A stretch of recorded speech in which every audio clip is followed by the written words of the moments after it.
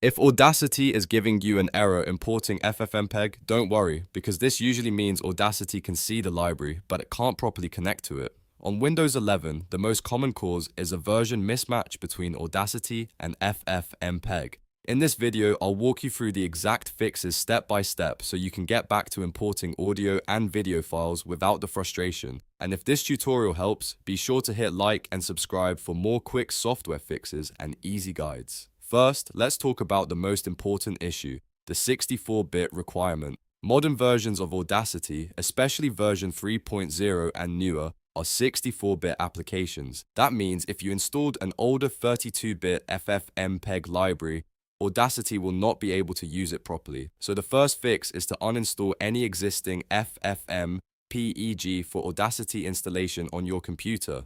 This clears out the incompatible version and gives you a clean start. After removing the old version, download the correct 64-bit release instead. You want a version that matches your system and Audacity installation. Look for file names that include something like FFmpeg-v5.0-x86_64 or any newer 64-bit build. The key thing here is making sure it is the 64-bit version, because that is what modern Audacity expects. If you install the wrong architecture, the error will keep coming back no matter how many times you try. Once you've installed the proper version, open Audacity and check whether it now recognizes FFmpeg automatically. If it still shows an error, don't panic, because the next fix is to manually locate the library. Sometimes the installer puts the files in the right place, but Audacity looks in the wrong folder or fails to pick up the path on its own.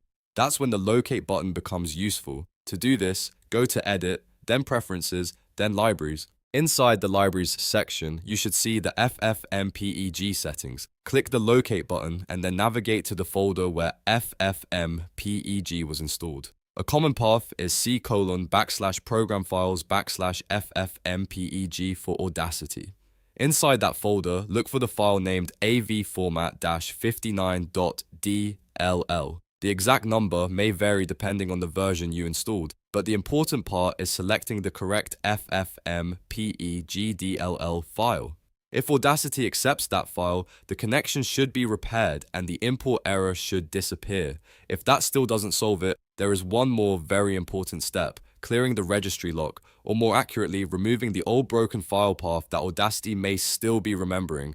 This happens when you have tried installing FFmpeg multiple times and Audacity keeps pointing to an outdated location. In that case, close Audacity completely first. Make sure it is fully shut down before moving on. Next, open File Explorer and go to %appdata, %\Audacity. In that folder, find the file called Audacity.cfg. Open it with Notepad so you can edit the configuration safely. Inside the file, look for any section beginning with FFmpeg.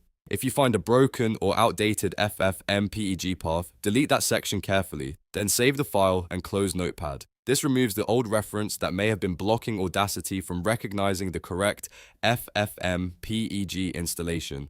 After that, reopen Audacity and repeat the locate step again from Preferences and Libraries. This time, because the old path has been cleared, Audacity should be able to register the new 64-bit FFmpeg library correctly. In many cases, this final step is what resolves the issue completely, especially if previous installs left behind bad configuration data. So to recap, the three main fixes are: first, make sure you're using the correct 64-bit FFmpeg version. Second, manually locate the DLL from Audacity's library's settings. And third, clear any old FFmpeg path from the Audacity configuration file if needed. Following those steps in order will solve most Audacity FFmpeg import errors on Windows 11. If this video helped you fix the problem, please like the video, subscribe to the channel, and leave a comment if you want more Audacity troubleshooting guides. Thanks for watching, and I'll see you in the next tutorial.